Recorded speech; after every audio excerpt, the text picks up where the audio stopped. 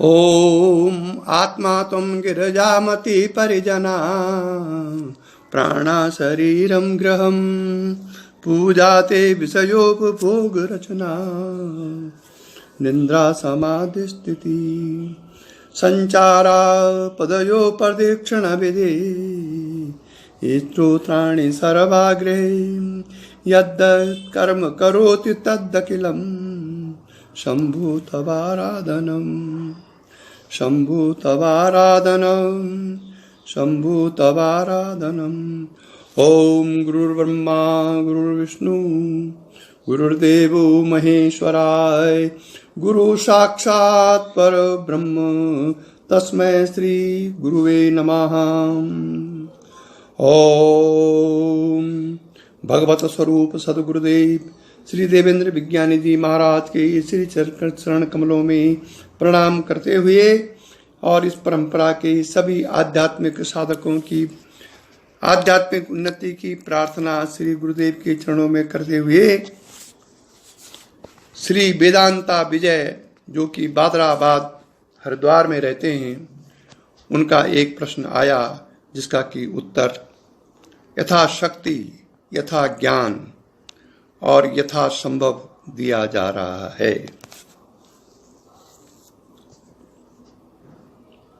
इनका प्रश्न है कि अंधे को कैसे पता चले कि आंख वाला ही उसको मार्गदर्शन कर रहा है। अगर वो मार्गदर्शन करने वाला अंधा है तो फिर कैसे उसको मार्ग मिलेगा। और इसके बाद इन्होंने उदाहरण दिया मुंडकोपनिषद के 2 श्लोकों का 8वां और 9वां। इसके 2 अर्थ हैं, व्यावहारिक रूप में और आध्यात्मिक रूप में। व्यावहारिक रूप में यदि अंधा आदमी अंधे को ही रास्ता दिखा रहा है, जैसे कि इन्होंने एक पिक्चर भेजी है,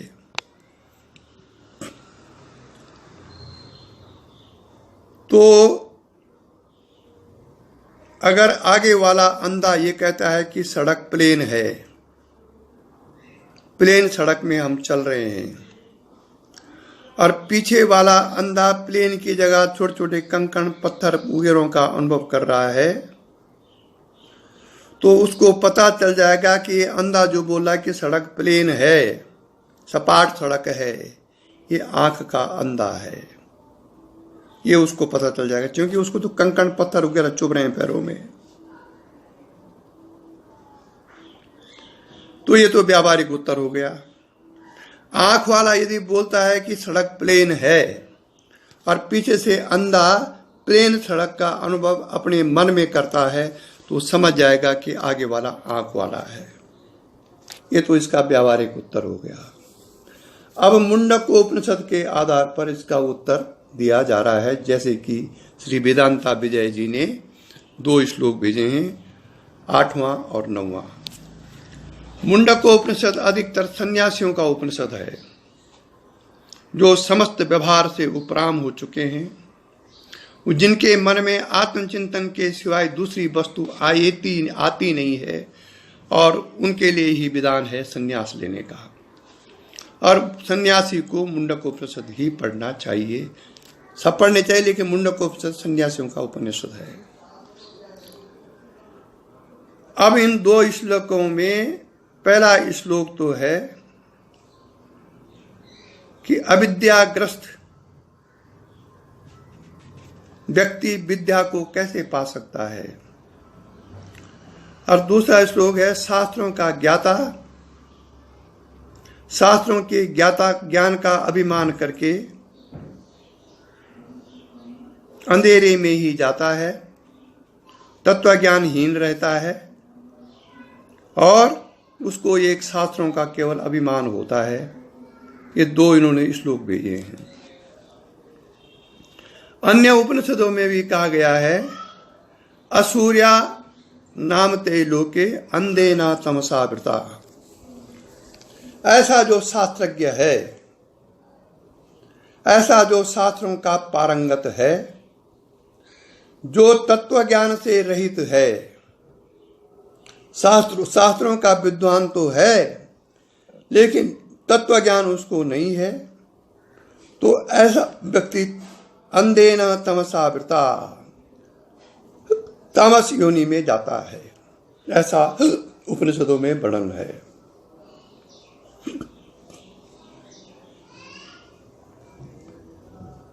अधिकतर आजकल ऐसे ही है, अंधा ही अंधे को रास्ता दिखा रहा है, और पीछे के अंधे को विवेक नहीं है कि जो मुझे रास्ता दिखा रहा है वो भी अंधा ही है। ये पता तब चलेगा जब आप स्वयं अपने अंदर विवेक करेंगे। विवेक कोई गुरु नहीं कराएगा, गुरु तो केवल समझाएगा, शास्त्रों के आधार पर आपको प्रवचन करेगा।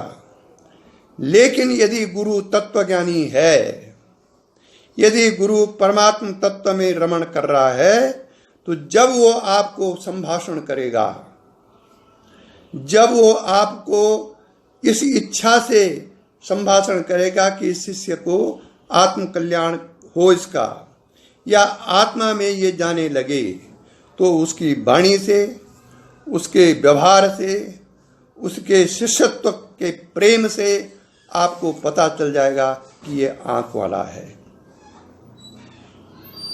शास्त्र इसके लिए कहता है कि जिस गुरु के पास जाकर के आपका मन अचानक शांत अवस्था में जाने लगे, प्राणों में कंपन आने लगे और शांत भाव स्वाभाविक रूप में आने लगे, समझ लो कि ये आंख वाला गुरु है। मन परम शांत अवस्था में जाने लगे उसके सानिध्य मात्र से, समझ लो कि ये आंख वाला है। यदि ऐसा नहीं होता है तो आप अपने श्रद्धा के बल पर कुछ भी प्राप्त कर लें, लेकिन गुरु यदि आंख वाला नहीं है तो आपको परमानेंट ज्ञान नहीं हो सकता है।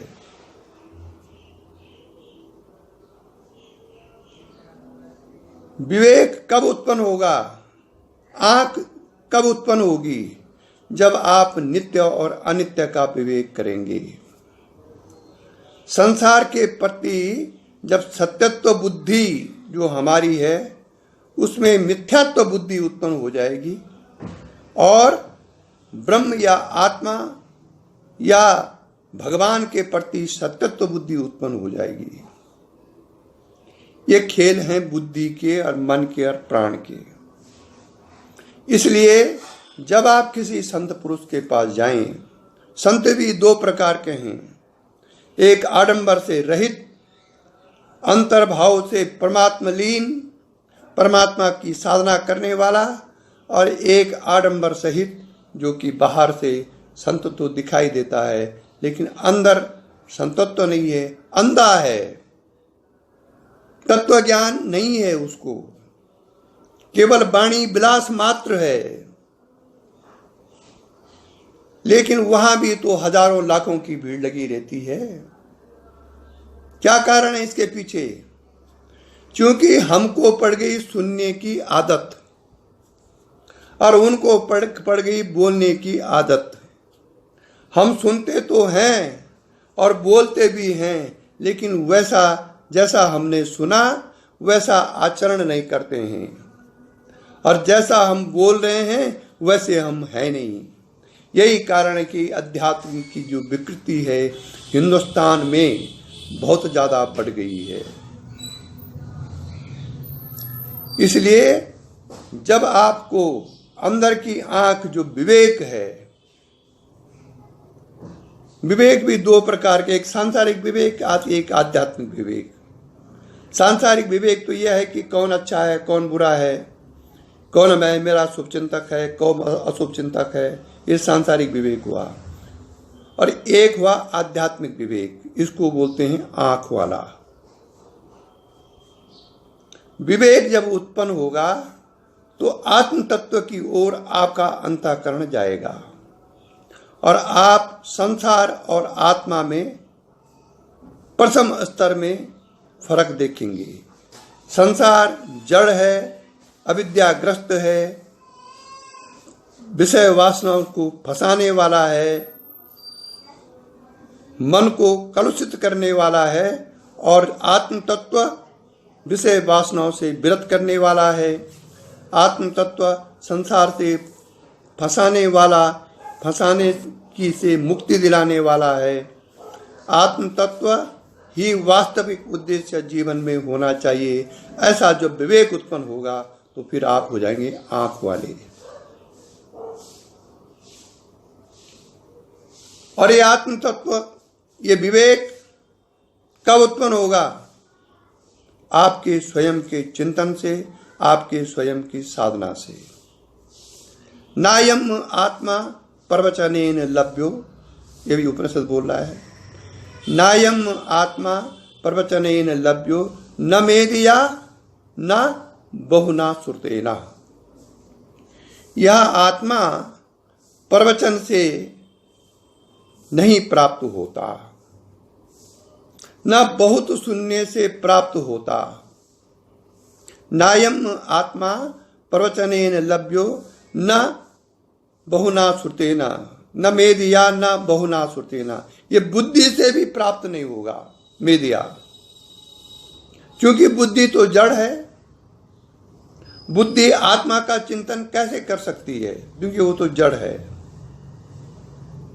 और बहुत सुनने से भी आप मन स्तर तक रह पाएंगे। इसलिए आत्म तत्व कैसे प्राप्त होगा? इसके लिए फिर उपनिषद आगे की लाइन कहता है कि वो आत्म तत्व की जो इच्छा आपके अंदर उत्पन्न होगी कि मुझे आत्म साक्षात्कार हो जाए, वो इच्छा ही बलवती होकर धीरे धीरे आपको आत्म तत्व की ओर ले जाएगी। और तब गीता में जो कहा गया है, आत्म संस्था मनः कृत्वा, मन को आत्मा में त्राटक करो। आत्म संस्था मनः कृत्वा न किंचिदपि चिंतयेत, किसी प्रकार का और सांसारिक चिंतन उसमें मत करो। जब ऐसी धारा, जब ऐसा विवेक, जब ऐसी आंख, जब ऐसी दृष्टि उत्पन्न होगी आपके अंदर, तब कहीं आप मन के उस पार आत्म तत्व का दर्शन प्राप्त करेंगे।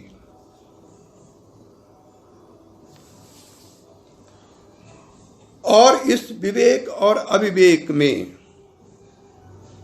शास्त्र कहता है कि सिद्धि देने वाली, मतलब आंख को उत्पन्न करने वाली, आंख मतलब आध्यात्मिक आंख, ज्ञान की सात भूमिकाएं हैं। वो सात भूमिका में पहली तो अज्ञान की भूमिकाएं हैं, जिससे आदमी अज्ञान या अविद्याग्रस्त रहता है, वो अंधा है। और फिर वही सात भूमिकाएं जब ज्ञान में बदलती हैं तो वो फिर आंख वाला हो जाता है। और वो आंख वाला जब बिना आंख वाले को ज्ञान देगा तो स्वाभाविक रूप में यदि उसकी श्रद्धा भक्ति है तो अविद्याग्रस्त जो बिना आंख वाला है उसकी आंख खुल जाएगी और उसे एक प्रैक्टिकल अनुभव होगा अंदर कि जो मुझको उपदेश दे रहा है वो आंख वाला है। उन भूमिकाओं का मैं वर्णन करता हूं। आप अंदाज लगा लीजिए कि अविद्याग्रस्त को विद्या वाला कैसे विद्या दे सकता है। विद्या का मतलब यहां पर आत्मज्ञान है, विद्याग्रस्त नहीं।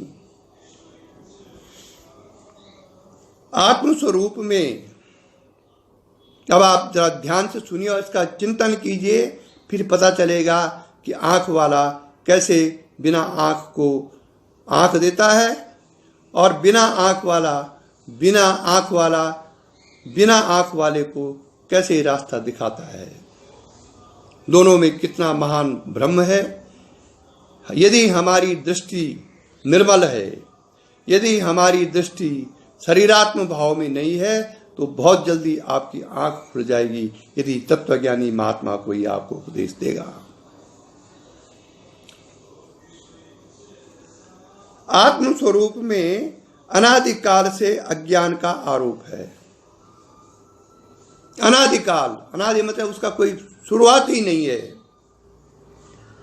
हमारे आत्म स्वरूप में अनादिकाल से अज्ञान का आरोप है, अविद्या का आरोप है। आरोप है, ये है नियम, केवल आरोप है।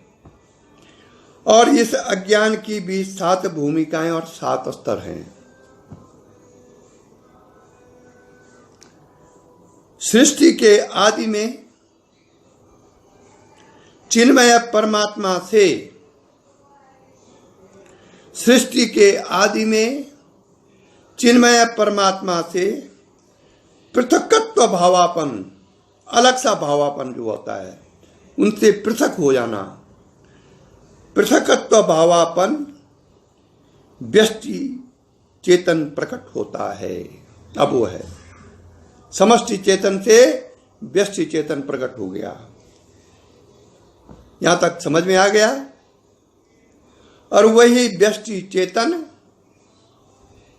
जो भविष्य में मतलब आगे जाकर के चित्त, जीव आदि नामधारी होकर जागृत अवस्था का बीज रूप होता है। अब ये जागृत अवस्था आ गई है, चेतना से ये जागृत अवस्था आ गई है।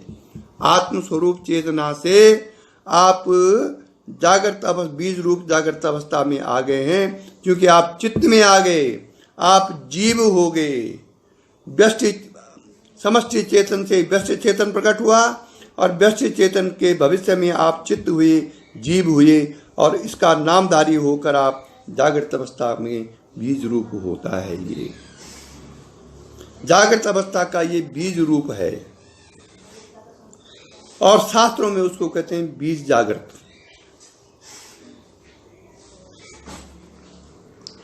इस बीज जागृत को, जागृत का बीज है ये, इस बीज जागृत को देह और भोग पदार्थों में प्रतीत होने पर इसे ही जागृत कहते हैं। पहले बीज जागृत और फिर जागृत। जागृत इसलिए कह रहे हैं कि उसको देह और भोग पदार्थों की प्रतीति हो गई है। वर्तमान ही जागृत है, क्योंकि स्वप्न भी वर्तमान रहने तक जागृतवत सत्य ही बना रहता है। जब तक आप स्वप्न देख रहे हैं तब तक वो सब चीजें सत्य हैं। और जागृत भी बीत जाने के कारण हर अवस्था में वर्तमान ही जागृत है।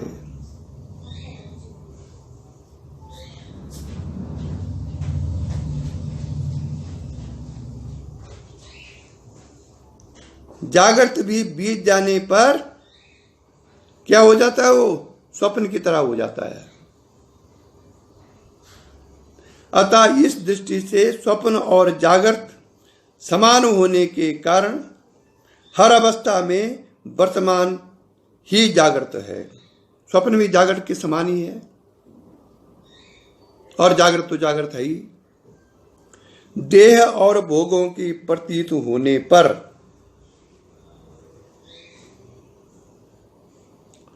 पूर्व जन्म जन्मांतरों की प्रतीति स्फुरित होती है। देखिए यहां पे अज्ञान की ओर आ रहे हैं आप। तब यह जागृत ही महाजागृत कहा जाता है। जागृत पुरुष का जो तन्मयात्मक अर्थात जागृत अवस्था स्पष्ट मनोराज्य है। जब आप मनोराज्य कर रहे हैं, आंख बंद है, सोने का नाटक कर रहे हैं आप, लेकिन मनोराज्य चल रहा है, सृष्टि अंदर चल रही है, उसी को जागृत स्वप्न कहते हैं। जागृत के बाद सुषुप्ति के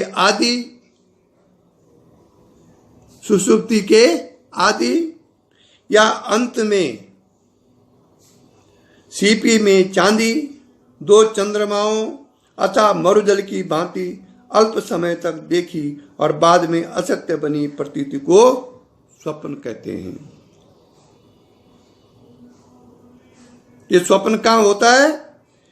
यह अज्ञा पुरुष की तीसरी महाजागृत अवस्था में स्थित स्थूल शरीर से कंठ से लेकर हृदय तक नाड़ी प्रदेश में प्रकट होता है। ये स्वप्न कंठ से लेकर, कंठ में एक हिता नाम की नाड़ी रहती है, वहां से हृदय तक चली रहती है वो नाड़ी, उसमें स्वप्न होते हैं। बड़े बड़े पर्वत, बड़े बड़े हाथी, समुद्र, नदी, नाले, चित्त में संस्कारों के अनुसार उस समय आप स्वप्न देखते हैं। चिरकाल तक न देखने अर्थात अव्यक्त रहने के कारण जो विकसित नहीं हुआ, वह मां शरीरी दृढ़ अहंकार ही स्वप्न है।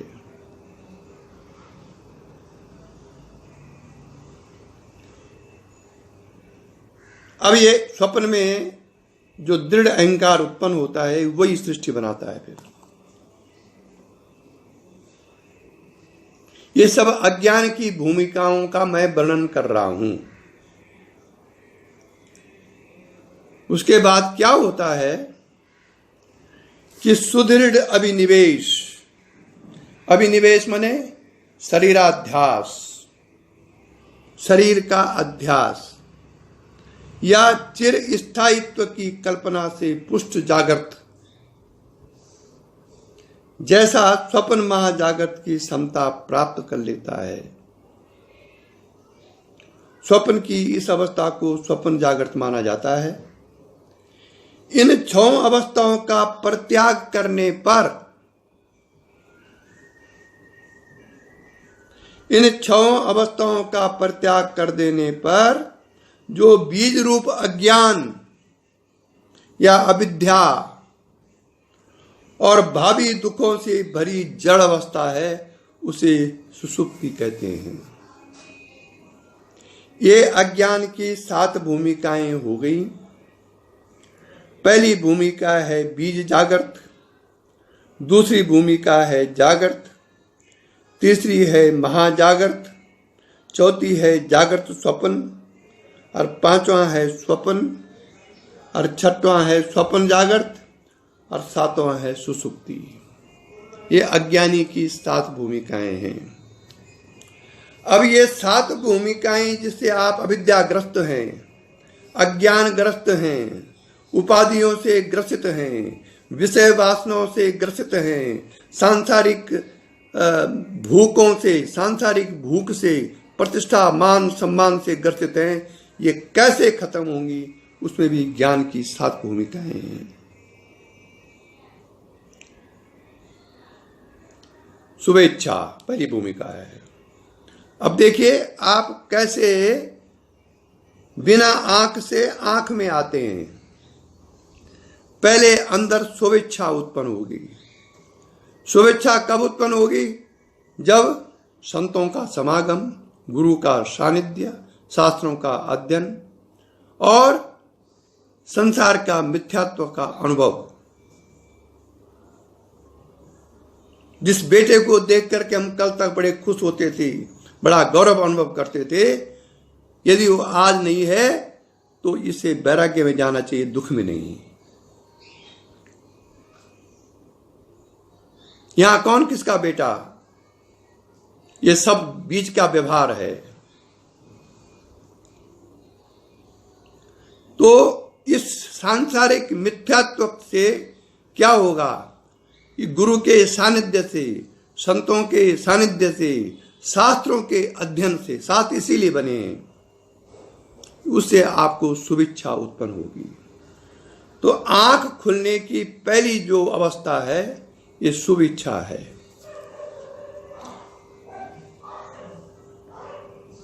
शुभेच्छा होने पर आप फिर विचार करेंगे, इसको बोलते हैं विचारणा। भगवान कहाँ है कि नहीं? अगर है तो दिखाई क्यों नहीं देता? अगर भगवान है तो मुझको ये कष्ट क्यों है? भगवान की कृपा कैसे प्राप्त की जाए? इस प्रकार के जो विचार हैं वो विचार अंदर उत्पन्न होंगे। अब आंख खोलने की दूसरी स्थिति उत्पन्न हो गई। ये विचार भी संत समागम से, शास्त्रों के अध्ययन से और ऐसे लोगों की संगत से जो कि परमात्मा विमुखी हैं, विचार उत्पन्न होगा। ये विचार किसी किसी को पूर्व जन्म की साधना के कारण उत्पन्न होते हैं और ये विचार इस जन्म के सत्संग से भी उत्पन्न होते हैं। मेरी जानकारी में एक साधक है जो कि आज बहुत अच्छा साधक है। वो मुझे सुनाता है कि वो किसी जमाने में बहुत शराबी था। डेली शराब पीना, मदिरा मांस खाना और मस्त रहना संसारिक दृष्टि से डेली काम था उसका, आदत थी उसको। और इतना पीता था कि बेहोश हो जाता था वो। लेकिन सुबह जब वो उठता था तो ठंडे पानी से नहाना, हाथ मुंह धुलना और उसके बाद वो माला जप वगैरह करता था। उसमें इतना तन्मय हो जाता था कि उसको 1-2 घंटे का पता ही नहीं चलता था। देवी का पाठ करना, भगवत भजन सुनना और एक विशेष प्रकार की अनुभूति उत्पन्न होना। शाम को पी शराब और सुबह को ही अपने आप ही होता था उसको। कारण क्या था? वो पूर्वजन्म का विचार उसके अंदर था। नहीं तो जिस संग में वो रहता था वहां तो कोई मतलब ही नहीं था उन चीजों का। जो उसके आसपास के लोग थे, पारिवारिक जो प्रवेश था, उसमें इसका कोई अर्थ ही नहीं था कि वो आत्मा या परमात्मा की ओर जाए या दीक्षा के बारे में सोचे। लेकिन वो पूर्व जन्म की जो कमाई थी वो उसको सुबह उठ करके स्फुरित करती थी। लिया जाओ, वो फिर मंत्र जप, देवी का पाठ, पुरस्चरण वगैरह करता रहता था, त्राटक योग करता रहता था। और अंततः क्या हुआ? 2-3 साल के बाद उसको गुरु मिले, और ऐसा गुरु जो फिर को कभी भटका नहीं दूसरी तरफ। क्या कारण था इसके पीछे? पूर्व जन्म के विचार, पूर्व जन्म की साधना। तो विचारणा स्थिति दूसरी है। तीसरा है तनुमानसा, ज्ञान की भूमिका है ये। सत्वापति चौथी, 5वां असंग शक्ति और 6वां है पदार्थ भावना और 7वां है तूर्यगा। ये 7 भूमिकाएं ज्ञान की हैं, जिसमें आप समझेंगे कि यदि ये 7 भूमिकाएं आपके अंदर आ रही हैं ज्ञान दृष्टि से ये 7 भूमिकाएं आपके अंदर आ रही हैं, तो समझ लो कि जो आपको मार्ग दिखा रहा है वो आंख वाला है।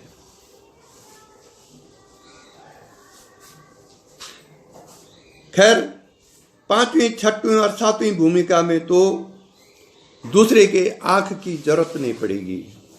आपकी स्वयं की आंख ही अपने को रास्ता दिखाती रहेगी। मैं मूड ही क्यों बना रहूं? मैं सत्संग, शास्त्र अध्ययन और साधन करके ईश्वर तथा मोक्ष को प्राप्त करूंगा। ये शुभेच्छा पहले पहले उत्पन्न होती है। अगर किसी गुरु के पास जाने में, अगर किसी सत्संग के जाने में ऐसी शुभेच्छा उत्पन्न होती है, ऐसे विचार उत्पन्न होते हैं, उसको कहते हैं शुभेच्छा।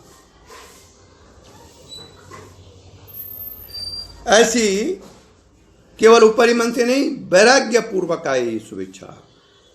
ऐसी वैराग्य पूर्वक मोक्ष की इच्छा को शुभेच्छा भूमिका कहते हैं। एक तो यह है कि आपने 2 घंटे किसी के प्रवचन सुने, फिर संसार में गए और फिर वहीं वो प्रवचन भूल गए, फिर वही संसार में रमने लग गए। अंदर किसी प्रकार का कोई भाव मोक्ष के लिए नहीं है, परम भगवान की प्राप्त परमात्मा के लिए नहीं है। और एक ये है कि आपने प्रवचन सुने, किसी संत के पास गए, किसी गुरु के पास गए, उसके कहे अनुसार आपने साधना की, उसके कहे अनुसार आपने आचरण किया, तब शुभेच्छा उत्पन्न हो जाएगी। इसी को कहते हैं शुभेच्छा भूमिका। फिर सत्संग, शास्त्रों के अध्ययन, सद्गुणों के अर्जन पूर्वक साधन, विवेक, वैराग्य, सदाचार का प्रवृत्त होना विचारणी का भूमिका है। सदाचार होना चाहिए, कदाचार नहीं। अगर आप कदाचार में हैं तो विचार उत्पन्न हो तो होगा मानो, लेकिन वो विचार ठहर नहीं पाएगा, क्योंकि आपने कदाचार कर दिया है, आत्महनन कर दिया है, शास्त्र के विपरीत कार्य कर दिया है आपने। उस कदाचार को मिटाने के लिए यदि आपसे हो भी गया है तो उसको मिटाने के लिए फिर साधना है। साधना से आप अपने मन को उस अवस्था में ले जाइए कि वो कदाचार के जो संस्कार हमारे अंदर पड़े हुए हैं, दुष्कर्म के संस्कार जो हमारे अंदर पड़े हुए हैं, वो समाप्त हो जाए। और ये जो सिद्ध महात्मा हैं, यदि आपने उनके पास वो बात खोल दी तो अपने संकल्प बल से ही आपके उन संस्कारों को नष्ट करने की क्षमता रखते हैं। इसी को कहते हैं आंख वाला। नारायण बोलना पड़ेगा। इन दोनों भूमिका में, मतलब शुभेच्छा और विचारणा में, इंद्रियों का विषयों से हटना, संसार में आसक्ति का अभाव, अनासक्त रहकर संसार में व्यवहारों का निर्वाह तथा विचरण आदि से मन बुद्धि शुद्ध और सूक्ष्म हो जाते हैं। इन दो भूमिकाओं में ये होता है।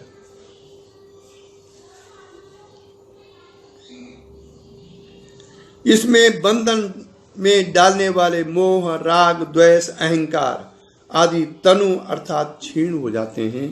इसलिए तीसरी भूमिका को कहते हैं तनु मानसा।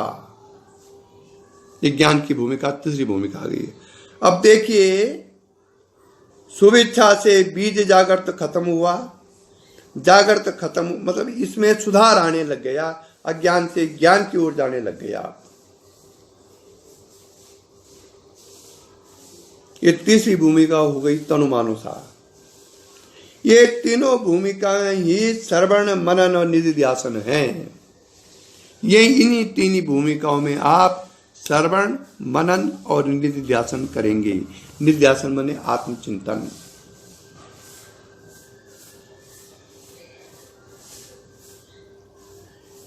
इनके अभ्यास से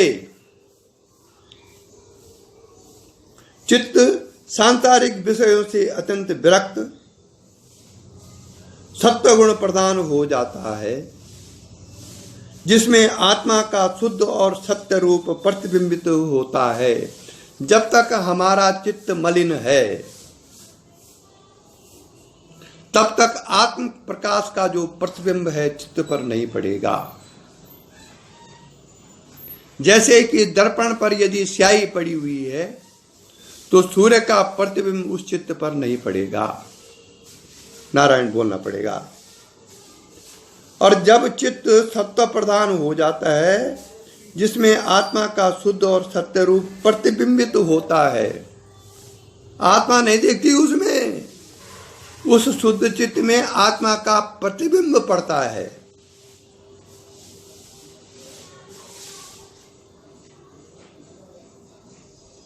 आत्मा उसमें उस चित्त में प्रतिबिंबित होती है और चित्त फिर तद्रूपता प्राप्त करता है। अब यह है, यहीं पर गीता में कहा गया है कि आत्म संस्था मनः कृत्वा न किंचिदपि चिंतयेत। जब तद्रूपता चित्त की आत्मा में हो गई है, इसे कहते हैं सत्वापति।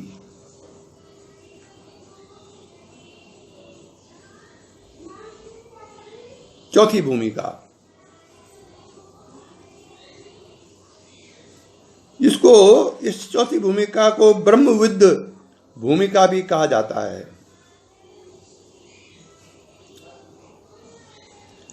अब सत्वापति भूमिका,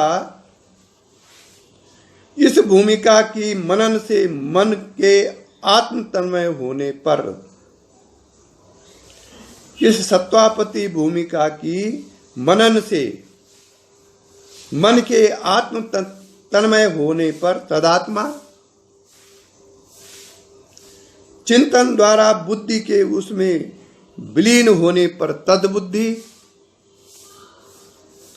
त्रिपुटी का अभाव, दृष्टा दर्शन दृश्य, इन तीनों त्रिपुटियों का जब अभाव हो जाता है, त्रिपुटी का अभाव होने पर आत्मा में अभिन्न स्थिति से तननिष्ठ और निर्विकल्प समाधि होने पर तत्परायण, ये 4 उपभूमिकाएं हैं। ये सत्वापति में है। ये तीनों भूमिका क्या है? तदात्मा, तद्बुद्धि और तन्निष्ठ। ये 3 चीजें उत्पन्न होनी चाहिए सत्वापत्ति भूमिका में, जो चौथी भूमिका है ज्ञान की। और इस प्रकार से पहली 4 भूमिकाओं के दृढ़ परिपक्व होने पर चित्त का सभी बाह्य विषयों से असंग संबंध विच्छेद होकर निर्विकल्प समाधि सुस्थिर और आरूढ़ हो जाना असंग शक्ति भूमिका है। लगातार निर्विकल्प समाधि होने लग जाए। निर्विकल्प का अर्थ ये नहीं कि बाहर से आप बैठे हुए हैं, कमर रीढ़ की हड्डी सीधी की हुई है, आंख बंद किया हुआ है और तब आप निर्विकल्प हो रहे हैं। ये हड्डियों की निर्विकल्प है। निर्विकल्प अंदर से आ जाए, कोई विकल्प ही उत्पन्न हो जाए, लेकिन बाहर सब काम हो रहा है, इसको कहते हैं असंग शक्ति भूमिका। और इसको ब्रह्म विद्वर भी कहा जाता है।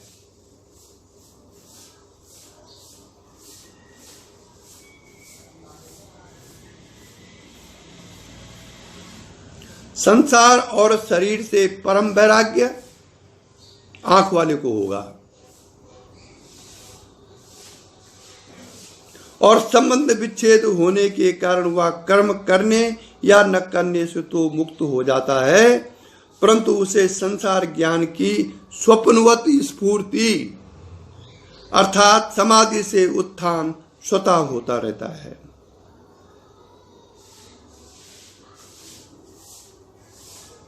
और वह लोक संग्रहार्थ, कल्याणार्थ, शास्त्र सम्मत अनिंद कर्मों में प्रवृत्ति रखता है।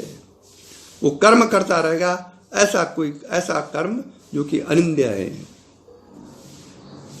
धीरे धीरे या 5वीं असंग शक्ति भूमिका ही परिपक्व अर्थात संसार स्फूर्ति समाधि उत्थान से सने सने रहित हुई पदार्थ भावना भूमिका में परिणित हो जाती है। पदार्थ भावना भूमिका में आपको पदार्थों की पहचान नहीं हो पाती है। नहीं हो पाती का मतलब, पहले आपकी दृष्टि जाएगी आत्मा में। कोई भी पदार्थ हो संसार का, वो चाहे मोबाइल हो, वो चाहे पुस्तक हो, वो चाहे बेडशीट हो, वो चाहे कप प्लेट हो, इसमें जब आपकी दृष्टि जाएगी तो आप इस दृश्य से पहले उसके अंदर जो आत्म तत्व है, चाहे वो सुषुप्तिवत है चाहे वो चेतन युक्त है, उसमें आपकी दृष्टि जाएगी। ये मोबाइल जो मेरे सामने है, जिस पर मैं बोल रहा हूं, ये क्या था पहले?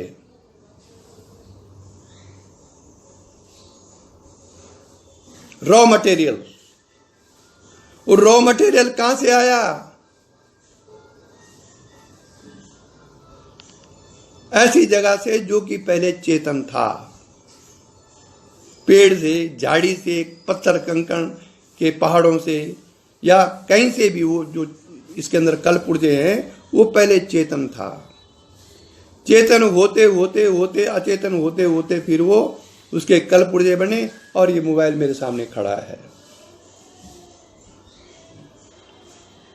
पेड़ है, उसका बीज चेतन था, तभी वो चेतन के कारण उसमें अंकुर फूटा, अंकुर के कारण वो पौधा हुआ, पौधा के बाद फिर वो पेड़ हुआ, पेड़ के बाद वो फिर सूखा, सूखने के बाद किसी ने उसको काटा और फिर ये टेबल बना। इसका मतलब ये है कि इस टेबल में चेतना है लेकिन सुषुप्तिवत है। अगर बीज न होता तो टेबल कहां से होता? पेड़ न होता, डाल न होती, तना न होता, जिसमें हवा चलती तो वो हिलता था, वो अपने आप उसमें पत्ते फूल उगते हैं तने में, क्यों? प्राण है उसमें। फिर वो पेड़ काटा गया, फिर यहां लाया, ये टेबल बना। आत्मज्ञानी अज्ञानी इसको केवल टेबल देखेगा, लेकिन जो आत्मज्ञानी है वो उसके अंदर आत्म तत्व को पहले देखेगा, चेतना को देखेगा। वो यह है पदार्थ भावना अवस्था। वो संसार के नाम रूपों को नहीं देखता है, उसकी दृष्टि जो है आत्म दृष्टि हो जाती है, और वो किसी राग द्वेष में न फंस करके वो एक ऐसी अवस्था का संत प्राप्त हो जाता है जहां उसे कोई द्वेष भी नहीं करता, न वो स्वयं किसी से द्वेष करता है। और इसी भूमिका को शास्त्रों में कहा गया है ब्रह्म विद्वरियान। ब्रह्म विद्वरियान, ये ठीक ऐसी अवस्था है जैसी सुसुप्ति वाली अवस्था है। वो जागृत में भी सो जैसा रहा हो, अंदर से सो रहा है और बाहर से जग रहा है। हमारा क्या है? हम अंदर से भी जग रहे, अंदर से जग रहे हैं और बाहर से भी जग रहे हैं।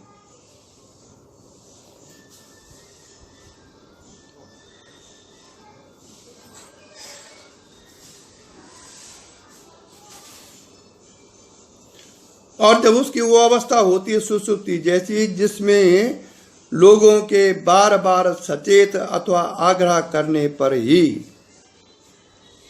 यथ किंचित बहिर्ज्ञान चेतना आती है उस महापुरुष की। समझ लो कि पूर्ण आंख वाला है ये, भले बाहर की आंख उसकी बंद है, अंदर की आंख खुली हुई है। संसार के पदार्थों के नाम रूप को न पहचानने के कारण ही इसे पदार्थ भावना अर्थात पदार्थों का अभाव करने वाली कहा जाता है। और ऐसा जो महापुरुष होता है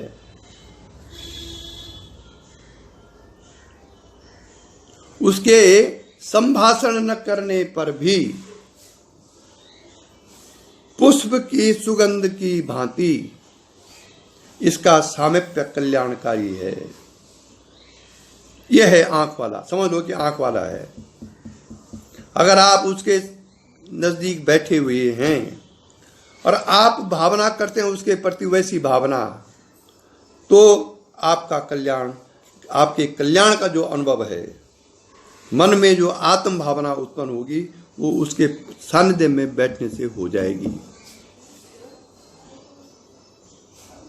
इस भूमिका के ज्ञानी के पास बैठने, उनकी सेवा पूजा ध्यान आदि से ही मनुष्य के मल विक्षेप आवरणों का नाश होकर उसका कल्याण संभव है।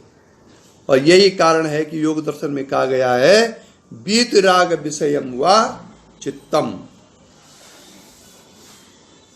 बीत राग के जो हैं महात्मा, जिनका चित्त बीत राग हो गया है, उनके चित्त का अवलंबन लेने से आपको साधना होने लगेगी।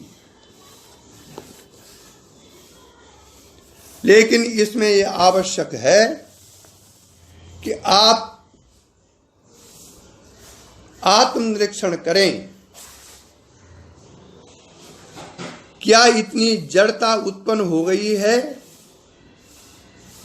कि आपको विवेक और अविवेक या गुरु के आदेश और निर्देश का पालन समझते हुए भी, आपके अंदर आते हुए भी आप व्यावहारिक कारणों से नहीं कर पा रहे हैं, फिर कुछ नहीं होगा।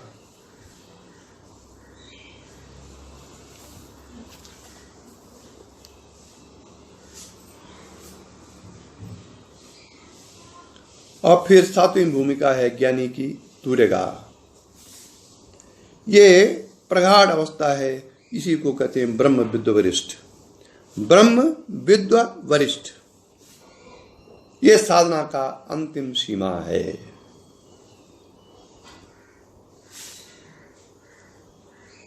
जिसे केवल शरीर के दृष्टि से ही भूमिका कहा जाता है, ये कोई भूमिका नहीं है, ये तो अंत है। फिर वास्तव में वो ऐसा जो सातवीं भूमिका में गया हुआ ज्ञानी है, वो मृतकवत जीवन मृत साक्षात ब्रह्म ही है। वो तब ब्रह्म कोई बाहर नहीं है ना अंदर है, वो स्वयं साक्षात ब्रह्म है। उसका शरीर यदि रहता भी है तो कुछ समय तक रहता है, फिर सब समस्त कर्म निःशेष हो गए, पूर्ण रूप से अविद्या नष्ट हो गई, पूर्ण रूप से शरीराध्यास मन के अध्यास नष्ट हो गए, आत्म तत्व परमात्म तत्व खिलखिलाने लग गया और पूर्ण ब्रह्म हो जाएगा।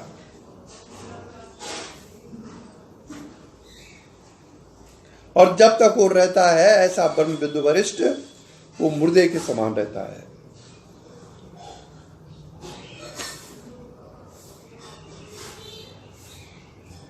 जैसे वो कौन थे जिन्होंने राजा हूण की पालकी ढोई थी?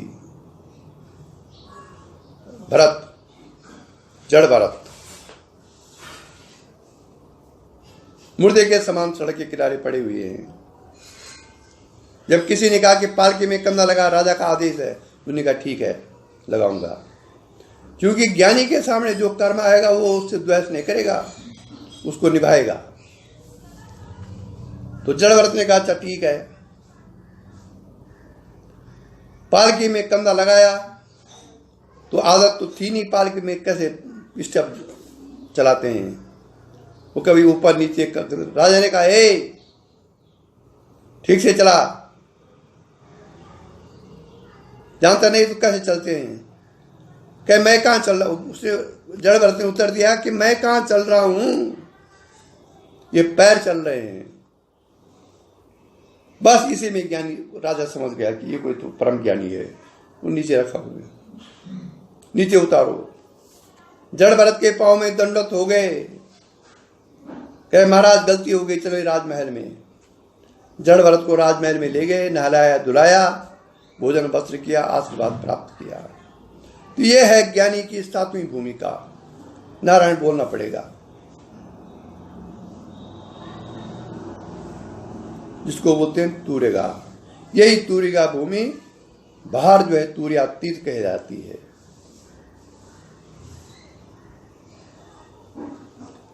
और उसमें ऐसी अवस्था में मन भी लीन हो गया, बुद्धि भी लीन हो जाती है, कोई काम ही नहीं करती, वो बिल्कुल एकदम समता आ जाती है उसमें। केवल प्राण क्रिया, क्योंकि शरीर का भोग अभी बाकी है, नारायण बोलना पड़ेगा। केवल प्राण क्रिया ही अलक्ष्य, मतलब कोई लक्ष्य नहीं उसका प्राण क्रिया का।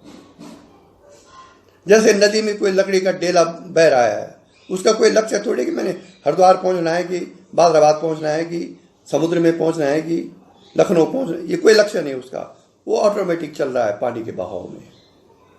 ठीक इसी प्रकार से उस आंख वाले ज्ञानी की अलक्ष्य रूपेण प्राण क्रिया चलती रहती है। और ज्यों ही उसका प्रारब्ध भोग समाप्त हुआ, या जहां तक उसने परमात्मा से अच्युत होने के लिए एक्सटेंशन लिया है, वो एक्सटेंशन जब खत्म हो जाएगा तो शरीर पूरा हो जाएगा।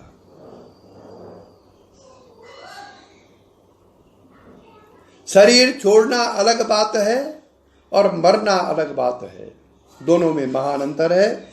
और इसी के साथ आज का ये वेदांता विजय का जो प्रश्न था उसका उत्तर दिया गया। यदि वो संतुष्ट हों तो वैसा लिखें, और संतुष्ट न हों तो वैसा लिखें।